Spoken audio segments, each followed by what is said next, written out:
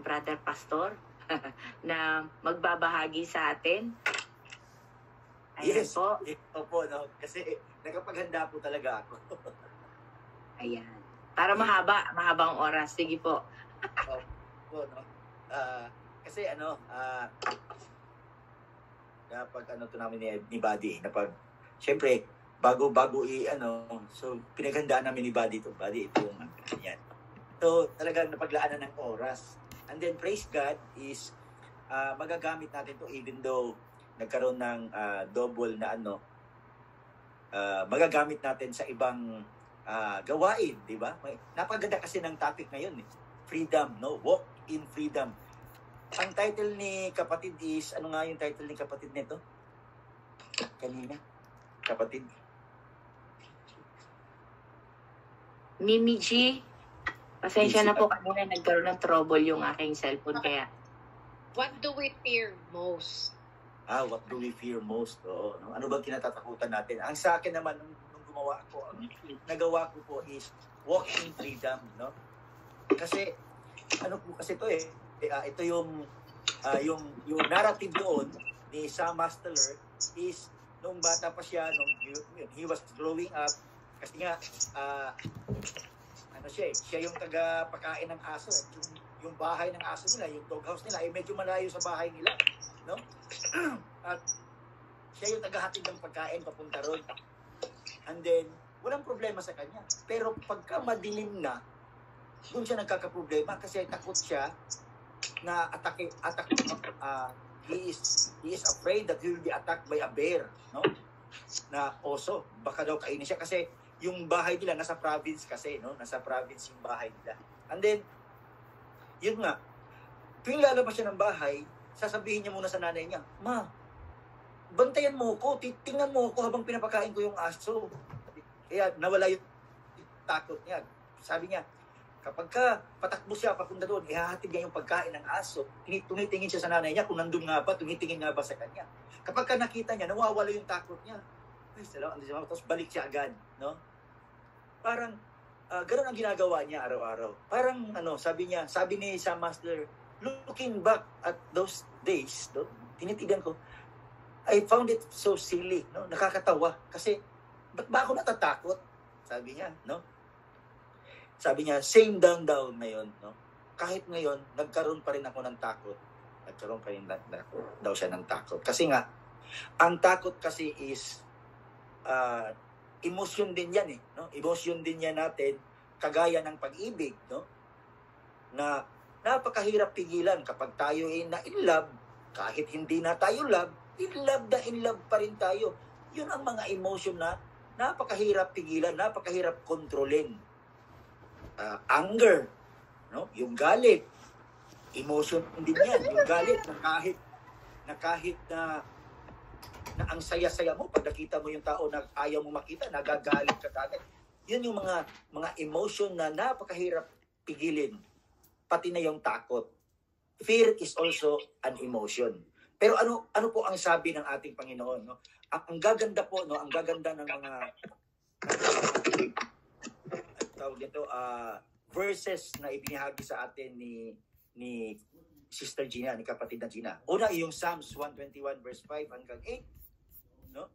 Sabi dito, ang Panginoon ang nag-iingat sa iyo, siya kasama mo upang ikaw ay patnubayan. Hindi makakasakit sa iyo ang init ng araw o ang liwanag ng buwan kung gabi. Iingatan ka ng Panginoon sa anumang kapahamakan, pati ang buhay mo'y kanyang iingatan. Ang Panginoon ang mag-iingat sa iyo, nasaan ka man ngayon at magpakailanman. Hallelujah. No? Ano ang tinuturo sa atin dito? Napakaganda po, no? A comprehensive protection. Ano ba yung comprehensive? Alam niyo po yung comprehensive insurance? Dati kasi, nung panahon ng Yolanda, may Yolanda pa naman dito na pangalan. Nung bagyong Yolanda, no, merong mga sasakyan na hindi covered ng insurance kasi hindi kasama sa insurance nila ang nature, yung anong tawag doon? Yung mga disaster, no? Yung bagyo, halimbawa bagyo, nasira yung mga sasakyan nila, hindi covered. Pero nung lumabas na yung comprehensive insurance, yun ang kompleto na ano man ang mangyari. kompleto na ang insurance mo. Batuhin ka man ng lasing, insured ang sasakyan mo. Yun ang comprehensive insurance, no? So dito po sa Psalms, no? Sa Psalms 121 ang sinasabi sa atin, binigyan niya tayo ng kompletong proteksyon. Imagine, hindi ka masasaktan sa init ng araw sa umaga. Maging sa sinag ng buwan sa gabi. Ibig sabihin, kompleto, day and night ang kanyang protection.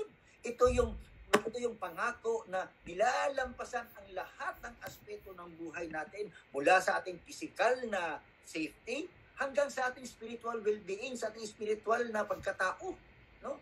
It is a promise, no? Ito ay isang pangako na nilalampasan hindi lamang ang present moment, 'di ba? Sabi doon sa last verse, magpakailanman, hindi lamang ngayon, ngunit magpakailanman. So, ito ang promise na nilalampasan hindi lamang ngayon, but for all time, sa lahat ng panahon. So, kapag pinagnimilaya natin ang talatang ito na sinare ng ating kapatid, is ito ay magdadala sa atin ng diwa ng kapayapaan, ng diwa ng kasiguruhan. No? Sapagkat ang mundo po natin ngayon ay punong-puno na ng walang katiyakan, punong-puno ng takot. No? At napaka-comforting, no? Isang pag-aaliw sa atin na malaman natin na meron tayong Diyos na palaging nakabantay sa atin, palaging nagpo-protekta sa atin, no? Watching over us, protecting us from harm, at palaging gumagabay sa atin. So ito pong salmo na ito, itong mga 121, 5-8, napakaganda po ito, basahin po natin ito, no? Ito ay isang paalala sa atin, no? Na ilagay natin ang ating tiwala sa Kanya. Let us put our trust in Him. Na alam natin na Siya ang ating patuloy or palagiang kasama, palagiang protector, tagapagligtas, no? And then, yung sinabi sa Isaiah, so do not fear, for I am with you. Do not be dismayed, for I am your God. I will strengthen you and help you. I will uphold you with my righteous hand. Hallelujah. No? Fear is a natural emotion. Ang takot po ay natural po yan na emosyon ng tao. No? Pero wag po nating hayaan na kontrolin tayo nito. No? Ang presensya ng Diyos ay mas dakila. No? God's presence is a greater reality. Ang presensya ng Diyos ay pinakadakilang katotohanan. No? Mas dakila siya kaysa sa anumang problema na ating kaharapin. Anumang sitwasyon na ating kaharapin. Knowing that we have a God that is greater than everything. Dapat mawala na yung takot na yun. Sapagkat ang ating pagkakakilanlan, tayo, di ba? Muli, tanong tinanggap natin ng Panginoon, naging adopted sons and daughters tayo, kagaya nung last natin, no? Dapat, ang ating identity ngayon ay nakaugat na sa Diyos. Our identity today, no? Ang ating identity ngayon, ang ating pagkakakilanlan ngayon is rooted in God. Na? He is our God, no? At dahil siya ang ating Diyos, nagkaroon tayo ng relasyon sa Kanya. At itong ating pakikipagrelasyon sa Kanya, ito ay nagbibigay sa atin ng seguridad. Ito ay nagbibigay sa atin ng kumpiyansa. Dapat ganun po ang ating mararamdaman. No? Dapat alam natin na hindi tayo nag-iisa sa ating mga struggles. We are not alone in our struggles. Sapagkat ang sabi niya sa Isaiah, I will strengthen you. I will uphold you in my righteous hand. No? God strengthen us. Pinapalakas tayo ng Diyos. Tinutulungan niya tayo, I will help you. No? Ina-uphold niya tayo sa kanyang kapangyarihan, ng kanyang kapangyarihan. So ito po ay isang napakapangyarihang paalala sa atin ng hindi natitinag na presensya ng Diyos. No? Kanyang kalakasan, ang kanyang suporta sa atin, andyan lagi. So, sinasabi ni Isaiah dito sa atin, na humawak lang tayo, kumapit lang tayo kapag tayo ay nakakaramdam ng takot. Kapit lang tayo sa Diyos. Kapag tayo ay nakakaramdam ng pagdududa o kaya paghihirap. Kasi alam natin na kasama natin ang Diyos and God will never abandon us. No? Sabi niya, I will never forsake you. So yun po. And then dito po sa John 8:36, ito po ay napakaganda. Dito po medyo mahaba to. Listen to me very carefully, no? So if the Son sets you free, kung pinalaya ka ng anak, tunay nga na malaya ka na. So if the Son sets you free, you will be free indeed. Grabe, no? Napakaano talaga. You will be free indeed. So itong talata ito, itong sinabi ng Panginoon, ito ay malinaw na nagsasabi na ang kalayaan ay nagmumula lamang sa anak, ang Panginoon Jesucristo. So dito, binibigyan diin dito ang unique role ng Panginoong Jesucristo. No? Ang unique ng tagapagbigay ng kalayaan. Pinalaya tayo mula sa pagkagapos natin sa kasalanan. Walang ibang paraan, no other means or method. Walang ibang paraan, no? Na makamit natin ang tunay na kalayaang ito. Ang mga Jewish leaders, kaya nasabi ito ng Panginoon, kasi nasabi ng mga Jewish leaders, we are a descendant from Abraham. Hindi kami kailanman naging alipin, sabi niya. Pero sabi ng ating Panginoon, nung kayo ay nagkasala, naging alipin kayo ng kasalanan. Tayo din po. For all have sinned and fall short in the glory of God. Tayo lahat ay nagkasala. Kaya naging alipin talaga tayo ng mga kasalanan natin. No? So, dito, nung sinabi ng mga leaders na, hindi kami, descendant kami ni Abraham, never kami naging slave. No? They believed that they were free simply by the virtue of their lineage. Naniwala ang kanilang paniniwala. Malaya sila dahil descendant kami ni Abraham. Mula kami sa lahi ni Abraham. Kaya hindi kami kailanman naging alipin. So dito, ini-expose, pinakita sa kanila, inihayag sa kanila ng ating Panginoong Jesucristo, no? Ang kanilang maling pag-aakala. Kasi binibigyan din dito na ang tunay na kalayaan ay hindi nakabase sa external factors or ancestry. Hindi yan. Dahil Marcos ang apelyido mo, malaya ka na? Hindi. Dahil Aquino ang apelyido mo, malaya ka na? Hindi. Dahil Ralios ang apelyido mo, malaya ka na? No. Sabi ng Panginoon. No? Kapag ikaw ay nagkasala, naging alipin ka ng kasalanan. Sabi ng Panginoon. No? Ang kalayaan, sabi ng ating, ang tunay na kalayaan ay nasa panloob, internal transformation na dala ng ating Panginoon. Kapag ka ikaw ay nabago mula talaga sa puso, nagkaroon ka ng taos-pusong pagbabago doon mo, na nagkaroon ka ng taos-pusong pagbabago dahil sa pagkilala mo sa Panginoon, yun ang tunay na kalayaan, sabi ng ating Panginoon. No? At itong kalayaan na ito na inaalok sa atin ng Diyos, hindi lamang ito pinalaya tayo sa social freedom, yung ay, okay na, kilala na nila ako, no? Ganon. Hindi. Political freedom, hindi po, no? Pinalaya tayo from guilt. Hindi na natin iniisip yung mga kasalanan natin dati. Why? Because yan, doon tayo pinalaya ng ating Panginoong Jesucristo. We are being freed from guilt, mula sa kahihiyan, mula even in the fear of death, pinalaya tayo. No? We are being freed from anong tawag nito? Pinalaya tayo, itong pagpapalaya ng ating Panginoon sa atin, it is a deeper spiritual freedom, no? Mas malalim na spiritual na kalayaan. Pinalaya niya tayo mula sa kapangyarihan ng kasalanan. Kasi hawak tayo ng kasalanan. No? Kapag puno kasi tayo ng kasalanan, wala tayong ibang iniisip, kundi puro na lang pagkakasala ang gagawin. No? Because binubulag tayo. We are being blinded spiritually by the enemy. Kaya pagka meron tayong kasalanan at hindi pa natin nahingi ng kapatawaran, wala tayong ibang iisipin kundi ang kasalanan kung kailan natin gawin ulit. No? At hindi lang yan. Hindi lang ikaw ang gumagawa ng kasalanan. Pumapalakpak ka pa kapag may taong kaibigan mong gumagawa ng kasalanan, sumasang-ayon. Ganun daw ang mangyayari sa atin. So, doon tayo pinalaya ng Panginoon, no? Sa the penalty of our sin, sa kabayaran ng ating kasalanan, imbis na mamatay tayo, mapunta tayo sa walang hanggang kapahamakan, pinalaya na tayo doon, no? It is a freedom from guilt, from shame, and even fear of death. Kahit hindi na tayo takot mamatay, kagaya ni Pablo, wala na siyang takot. Kagaya ng ibang mga kapatid dati na nahaharap sa kapighatian, no? Sa circumstansya, parang kapag naramdaman natin yung kalayaan na bigay ng Diyos, parang nawala yung bigat sa puso natin. Why? Because we are being freed. Ito na yung sinasabi kanina ni kapatid na Gina, na yung joy, na yung spiritual baptism. We are being baptized by fire kapag naramdaman natin yung kagaanan. Yung ganun, mapasigaw ka talaga.